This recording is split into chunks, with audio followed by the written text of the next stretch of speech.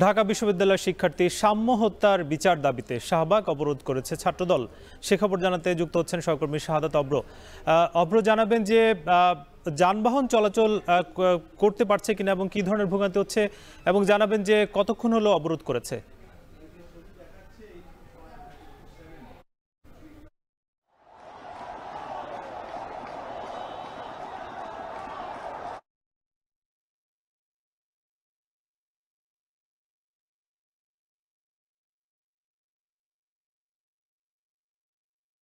ঠিক শাহবাগ মোড় কিন্তু হচ্ছে আটকানো আছে। আর এই পুরো শাহবাগ জুড়ে কিন্তু ছাত্র দলের যে আগাম ডাকা যে কর্মসূচি প্রতিবাদ সমাবেশ, সেই সমাবেশ কিন্তু অনুষ্ঠিত হচ্ছে। তবে এই যে সমাবেশ এখানে অনুষ্ঠিত হওয়ার কথা নয়, বরঞ্চ হওয়ার কথা ছিল জাদুঘরের সামনে।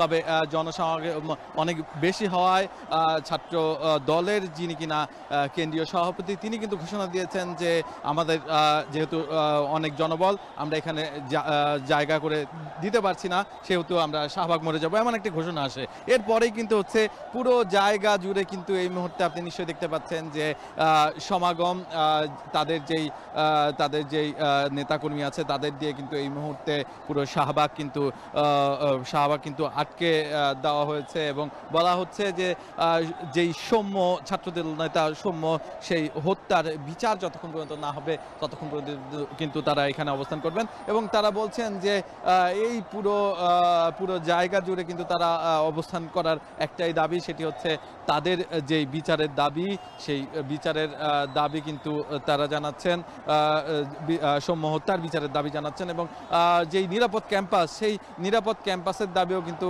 তাদের পক্ষ থেকে জানান দেওয়া হয়েছে যে যতক্ষণ পর্যন্ত এই সৌম্য হত্যার বিচার এবং এখন পর্যন্ত বিচারে গাফিলতি অভিযোগ করে তারা বলছেন যে এই যে এই হত্যাকাণ্ডের বিচার সুষ্ঠুভাবে হচ্ছে না, তাই যত দ্রুত সম্ভব যারা কিনা প্রকৃত খুনি, যারা কিনা প্রকৃত হত্যাকাণ্ড ঘটিয়েছে তাদেরকে বের করতে হবে এবং বের করে তাদেরকে শাস্তি দিতে হবে। আর এই মুহূর্তে শাহবাগ মোড়ের অবস্থা যদি বলতে চাই, সেহেতু কিন্তু বলতে হয় যে এই যে দুপুরবেলা হয়তোবা কিছুক্ষণ পরে অফিসগুলো ছুটি হবে, তখন কিন্তু ভোগান্তি আরও অনেকটাই বাড়বে। অনেকে কিন্তু বলছিলেন যে বারবার কেবল শাহবাগের উপরেই কেন, অন্য কোনো জায়গাতেও তো করতে পারে, কারণ এটি ঢাকা শহরের মোটামুটি ব্যস্ততম একটি রাস্তা, যেটিকে কেন্দ্র করে অনেক অফিস আদালত এবং সরকারি নানা প্রতিষ্ঠান কিন্তু এই রাস্তা দিয়ে যাতায়াত করে। এবং এই পুরো রাস্তা দিয়ে যারা যাতায়াত করে তারা এই মুহূর্তে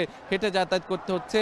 এবং তারা বলছেন যে যৌক্তিক আন্দোলনের সাথে তারা একদমই একাত্মতা পোষণ করছেন, তবে কোনোভাবেই জনগণের